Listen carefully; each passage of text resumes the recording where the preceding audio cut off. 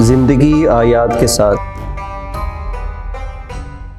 ولایت کا آخری اور مکمل مظہر نظام مہدویت ہے، جو کہ امامت کا تسلسل ہے اور اپنے کمال تک پہنچنے والا ایک نظام ہے۔ قرآن مجید میں بشریت کا ایک مستقبل روشن اور مستقبل کے ایک عالمی نظام کی نوید سنائی گئی ہے۔ سورہ قصص کی آیت نمبر 5 میں وَنُرِيدُ أَن نَّمُنَّ عَلَى الَّذِينَ اسْتُضْعِفُوا فِي الْأَرْضِ وَنَجْعَلَهُمْ أَئِمَّةً وَنَجْعَلَهُمُ الْوَارِثِينَ کہ اللہ کا ارادہ یہ ہے کہ مستضعفین کو وارث بنایا جائے، جن کو زمین پر مستضعف بنا دیا گیا تھا، کمزور بنا دیا گیا تھا، انہیں ہم زمین کا امام بنائیں۔ یہ اللہ کا وعدہ ہے، اور یہ آیت ایک صرف تاریخی واقعہ نہیں ہے بلکہ ایک اللہ کا جاری وعدہ ہے، اور مہدویت اسی وعدے کی ایک تکمیل کا نام ہے۔ لیکن ایک بنیادی حقیقت سمجھنا ضروری ہے کہ امام زمانہ کا ظہور صرف ایک معجزاتی واقعہ نہیں ہوگا کہ جو بغیر تیاری کے اچانک سب کچھ بدل دے۔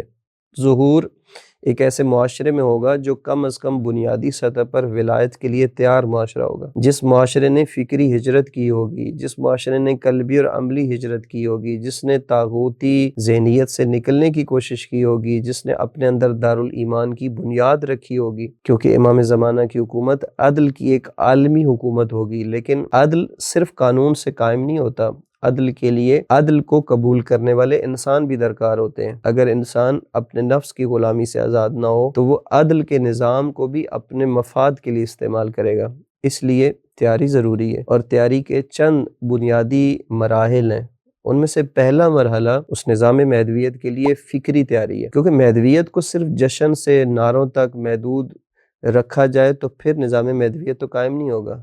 لہٰذا امام کو ایک زندہ حجت سمجھا جائے، ان کی اطاعت کو زندگی کے عملی نظام سے جوڑا جائے۔ اور دوسرا مرحلہ اخلاقی تیاری کا ہے کہ ظہور کا جو لشکر ہے اس کے اندر صبر، تقوی اور استقامت کی خصوصیات ہونی چاہیے، کیونکہ وہ صبر، تقوی اور استقامت کا لشکر ہوگا۔ وہاں خود غرض، مفاد پرست اور کمزور ارادے والے افراد عدل کی اس عالمی جدوجہد کا بوجھ نہیں اٹھا سکیں گے۔ اور اس کے بعد تیسرا مرحلہ اجتماعی تیاری کا ہے۔ لہذا منتظر وہ نہیں ہے کہ جو صرف بیٹھا ہوا ہاتھ پر ہاتھ رکھ کے انتظار کرے، بلکہ حقیقی منتظر وہ ہے جو اپنے ماحول کے اندر ظہور کی بنیاد رکھے، اپنے گھر میں عدل قائم کرے، اپنے حلقے میں نظم پیدا کرے، اور اپنے پورے معاشرے میں ظلم کے خلاف آواز اٹھائے۔ کیونکہ ہمارا دور غیبت کا دور ہے، لیکن غیبت کا مطلب غفلت نہیں ہے، غیبت کا مطلب ایک ذمہ داری اور بوجھ کو اٹھانا ہے۔ لہٰذا یہ دور جو غیبت کا دور ہے، یہ ہمیں سکھاتا ہے کہ ہم براہ راست امام کے سامنے نہ ہوتے ہوئے بھی ان کی اطاعت اور ان کے مقصد سے جڑے رہیں۔ اگر ہم نے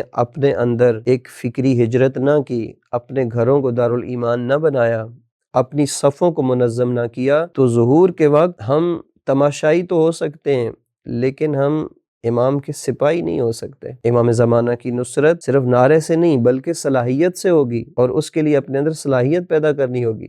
ولایت کے راستے پر استقامت اور ہجرت کی آمادگی ہی مہدوی تیاری کی ایک بنیاد ہے۔ آج ضرورت اس بات کی ہے کہ ہم اپنے اندر یہ سوال پیدا کریں اور یہ سوال اٹھائیں کہ کیا ہم ظہور کے منتظر ہیں یا ظہور کے مستحق بننے کی کوشش کر رہے ہیں؟ کیا ہم صرف دعا کرتے ہیں یا اپنے ماحول کو بدلنے کے لیے جدوجہد بھی کرتے ہیں؟ کیونکہ مہدویت مستقبل کا صرف ایک خواب نہیں ہے بلکہ ایک ذمہ داری ہے، اور امام زمانہ کی نصرت صرف مستقبل میں نہیں بلکہ اس کا آغاز آج سے ہوتا ہے۔ ہر وہ قدم جو طاغوت سے دور اور حق کی طرف ہو وہ ظہور کی تیاری کا ایک قدم ہے۔ ہر وہ گھر جو ولائی تربیت کا مرکز بنے وہ مہدوی معاشرے کا ایک بیج بونا ہے۔ ہر وہ شخص جو اپنی فکر کو آزاد کرے اور اپنے عمل کو منظم کرے وہ ظہور کے لشکر کا ایک ممکنہ سپاہی ہے۔ اللہ تعالی ہم سب کو توفیق دے کہ ہم صرف ہاتھ پر ہاتھ دھرے بیٹھے رہیں اور منتظر کہلائیں، بلکہ اس کی جگہ پر ہم جہاں پر بھی ہوں ہم تیاری کے ذریعے سے دارالایمان کی بنیاد رکھ کر ایک مہدوی نظام کی تمہید بنے۔ والسلام علیکم ورحمۃ اللہ وبرکاتہ۔